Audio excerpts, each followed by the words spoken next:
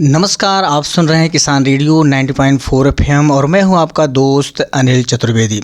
आज का हमारा खास कार्यक्रम ऐसे विषय पर है जो हमारे समाज में सबसे अनुभवी और सम्मानीय हमारे बुजुर्गों से जुड़ा हुआ है।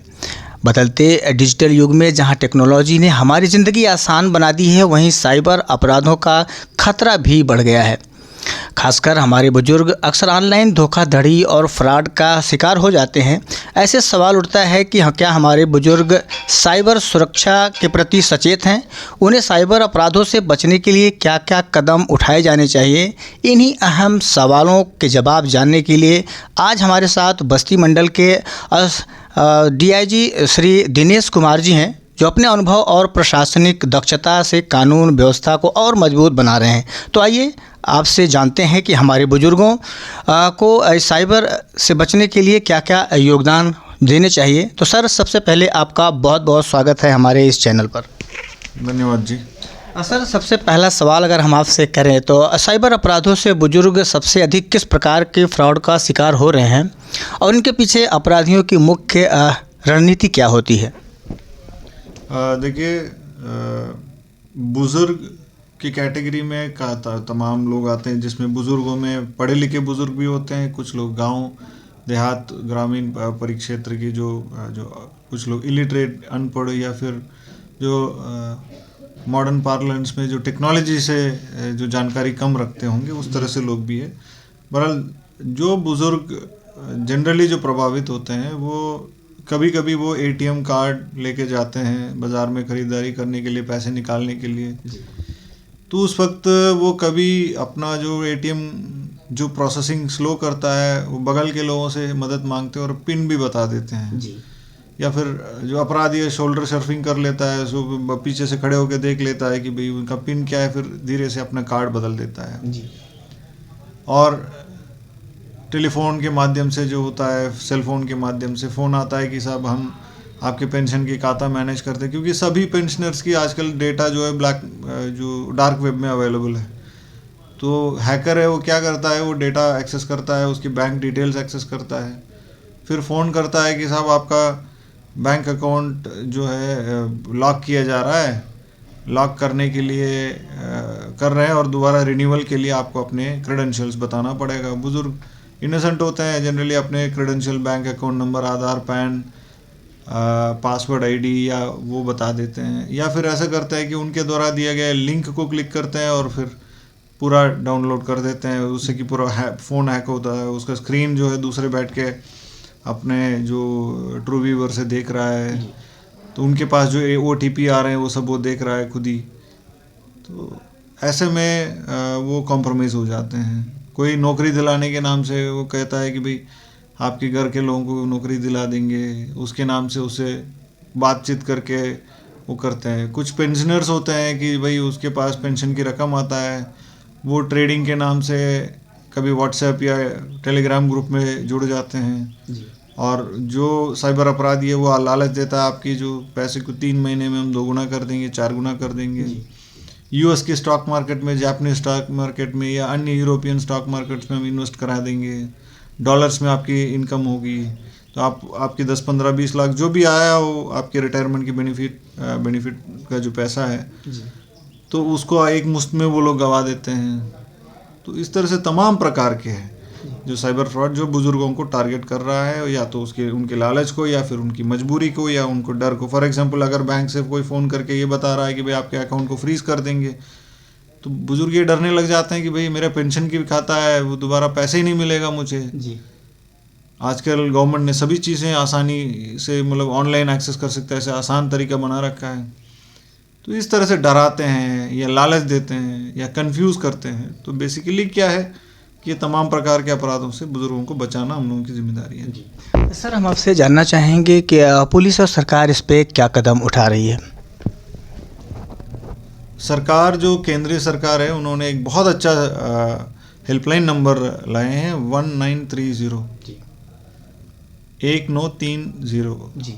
इसमें जब भी आपको लगता है कि आपके खाते से कोई पैसे कट गया है या फिर आपके साथ साइबर क्राइम हो गया है, तुरंत 1930 मिला के उनको बताएंगे कि अपने जो क्या हुआ, कैसे कैसे हुआ, और किसने क्या फ़ोन पे बात किया, क्या क्या नंबर से फ़ोन आया, सारी डिटेल शेयर करने से तुरंत एक तो अगर आपके पैसे घट रहा है, आपके बैंक से विड्रॉवल किया जा रहा है, तो पहले तो आपके बैंक फ्रीज़ हो जाता है और जहाँ पे वो पैसे जाता है वो भी फ्रीज़ हो जाता है। बट इसको तुरंत करना होता है कि आप ज़रा से 1 घंटे 2 घंटे भी लेट करते हैं वो सारा पैसे फिर निकल चुका होगा। तो एक तो सरकार 1930 की ये पूरी तरह से ये प्रभावी ढंग से लागू हो चुका है और प्रचार प्रसार भी किया जा रहा है। दूसरा, जो इस तरह से जो मोबाइल फ़ोन्स और सिम कार्ड्स यूज़ हो रहे हैं उसको भी सरकार के द्वारा एक डेटाबेस बना के उसको ब्लॉक किया जा रहा है। साइबर अपराधियों के खिलाफ FIR लिखकर उन पे कार्रवाई तो अलग हो ही रहा है, साथ साथ जागरूकता के रूप में बहुत सारे कदम उठाए जा रहे हैं। जैसे अपने राज्य सरकार में हमारे शासन जो सरकार के निर्देश में हमारे DGP महोदय श्री प्रशांत कुमार जी ने ये साइबर वॉरियर्स, डिजिटल वॉरियर्स की स्कीम भी लॉन्च किया, जिसमें नया युवाओं को जोड़ रहे हैं, जो स्कूल के कॉलेज के जो स्टूडेंट्स हैं, उनकी टीचर्स है, प्रोफेसर्स है, समाज में प्रभावशाली सोशल मीडिया इन्फ्लुएंसर्स है, तो इस तरह से लोगों को जोड़ रहे हैं। जोड़ के उन्हें पहले हम प्रशिक्षित कर रहे हैं कि भाई साइबर अपराध होता क्या है, उससे क्या क्या तरीके से साइबर अपराध किया जा सकता है और कैसे उससे बचना है।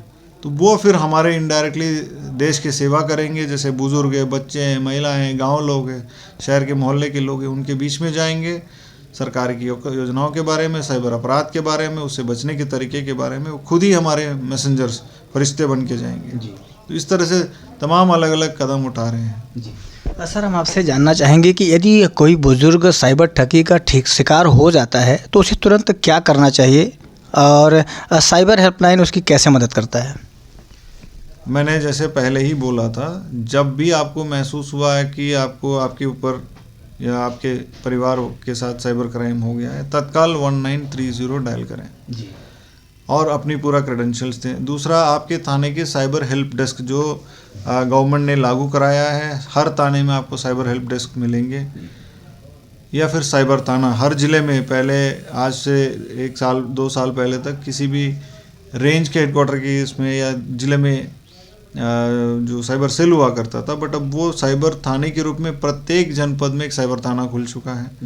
वहाँ जाके अपने FIR दर्ज करा सकते हैं और साथ साथ खुद ही जो 1930 मिलाते हैं उसके सारे डिटेल, उसका NCRP पोर्टल होता है, उसमें से डाउनलोड करके अपनी शिकायतों को लेके थाने पहुँच सकते हैं। जी सर, हम आपसे आखिरी सवाल जानना चाहेंगे कि सर, हम ये भी जानना चाहते हैं कि किसान रेडियो के माध्यम से आप बुजुर्गों को साइबर सुरक्षा के 3 ज़रूरी टिप्स क्या देना चाहेंगे जिससे वो धोखाधड़ी से बच सकें? एक और चीज़ मैं बुजुर्गों से बताना भी चाहूँगा, और ग्रामीण अंचल का या शहर के जो भी लोग हैं सभी के लिए यह है, एक आपके आधार कार्ड होता है। आपकी सभी खातों की जो आपके जो आधार है और आपका पैन कार्ड, ये दोनों, और आपका मोबाइल नंबर, ये तीनों चीज़ें आपके खाते से लिंक किया जा चुका है। आपकी अकाउंट में कितने पैसे आ रहे हैं और उसके जो आपके गवर्नमेंट आपके आधार के माध्यम से कितने स्कीम्स बेनिफिशियरी आपको दे रहे हैं, तो ये सारी चीज़ें आपके आधार से और आपके पैन से जुड़ चुका है। और सबसे बड़ी बात है कि आधार एनेबल्ड जो सिस्टम में आपके जो ओरिजिनल फ़ोन नंबर है वो लिंक्ड है। बट इसमें दिक्कत क्या है कि एक आधार एनेबल्ड पेमेंट सिस्टम होता है कि एक दिन में 2000 तक या फिर 10,000 तक आप निकाल सकते हैं। उसकी OTP की ज़रूरत नहीं है, आपकी फिंगरप्रिंट की ज़रूरत होता है, बायोमेट्रिक्स की। तो बायोमेट्रिक्स में क्या करते हैं कि भाई आप के आज के डेट में आपके बायोमेट्रिकल डेटा, जो फिंगरप्रिंट की डेटा या उसका नकल हर जगह अवेलेबल है। उसमें आपके कभी आपने रजिस्ट्री किया हो तो आपके रजिस्ट्री का सारे डॉक्यूमेंट ऑनलाइन आपको मिल जाएंगे। तो उसमें जो आपके फिंगरप्रिंट लगा हुआ है, अपराधी क्या करता है, उसमें आपका आधार का डेटा होता है, आपका फ़ोन नंबर की डेटा होता है और आपका फिंगरप्रिंट हो जाता है। फिंगरप्रिंट को मोल्ड निकालता है, उसकी नकल निकालता है और अपने उंगली में चिपका के किसी भी जनसेवा केंद्र में चले जाता है और वहाँ से आपके आधार एनेबल पेमेंट सिस्टम के माध्यम से आपके आधार टाइप कराता है और उंगली जो फिंगरप्रिंट लगाता है उसे तुरंत पैसे जो है निकल जाता है। तो उसमें से वो पैसे निकल के गायब हो जाता है। इससे बचने के लिए आपको एम आधार ऐप डाउनलोड करना पड़ेगा। एम आधार ऐप में बायोमेट्रिक लॉक का ऑप्शन आता है। बायोमेट्रिक लॉक का ऑप्शन खोल के उसमें बायोमेट्रिक लॉक ऑन एक्टिवेट करनी चाहिए। और जब भी आपको खुद ही आधार के माध्यम से, आधार इनेबल पेमेंट सिस्टम के माध्यम से आपको पेमेंट निकालना है, तो खुद ही आपको जन सेवा केंद्र में जाने के बाद अपना बायोमेट्रिक लॉक खोलिए एम आधार ऐप के माध्यम से, फिर पैसे विड्रॉ करिए, फिर बायोमेट्रिक लॉक ऑन करिए। तो ये एम आधार ऐप में सारे डिटेल्स दिए हुए हैं। एक तो ये बहुत इंपॉर्टेंट है क्योंकि ग्रामीण अंचल के लोग बहुत छोटे छोटे पैसे निकालते हैं जी, जो दिनचर्या जो भी खर्चा होता है उसको उसके लिए पैसे निकालते हैं। तो ये एक चीज़ है। तो जो टिप्स आप मांग रहे हैं, मैं ये कहना चाहूँगा, सबसे पहले आपकी बैंक डिटेल, आपकी आधार डिटेल, आपका पैन कार्ड डिटेल्स, आपका जो भी बैंकिंग क्रेडेंशियल्स है, आपका डेबिट कार्ड, आपका क्रेडिट कार्ड, सारे चीज़ों को सुरक्षित रखिएगा। कभी भी अपने क्रेडिट कार्ड के पीछे या डेबिट कार्ड के पीछे पिन नंबर लिख के रखना, उसके साथ पेपर में पिन नंबर लिख के रखना, उसकी इंटरनेट बैंकिंग की पासवर्ड और आईडी लिख के रखना, ये सब लिख के कोई भी चीज़ अपने कार्ड के साथ ना रखिएगा, जिससे कि अपराधी उसका दुरुपयोग कर सकता है। दूसरी बात, किसी भी व्हाट्सएप में, किसी भी मैसेज में, किसी भी चीज़ के माध्यम से अगर आपके पास कोई लिंक आता है, अननोन लिंक, उसको क्लिक ना करिएगा। उसके क्लिक करने से आपको ये होता है कि भाई आपका फ़ोन हैक हो जाता है और आपके फ़ोन के अंदर की सारा डेटा वो बंदा दूर बैठ के एक्सेस कर सकता है। तो ये ना करें। तीसरी बात यह है कि डिजिटल अरेस्ट आजकल ट्रेंड चल रहा है। आपके बेटे के नाम से, आपके बहू के नाम से, आपके बच्चों के नाम से डरा धमका के कोई बताएगा आपका पार्सल में ड्रग आ गया है, आपके बेटे के खिलाफ हम अरेस्ट वारंट जारी कर रहे हैं, इस तरह से भी धमकी देते हैं। इस चीज़ का विशेष ध्यान रखें। पुलिस, प्रशासन, सरकार की कोई भी एजेंसी आपको वीडियो कॉल में अरेस्ट नहीं करेगी।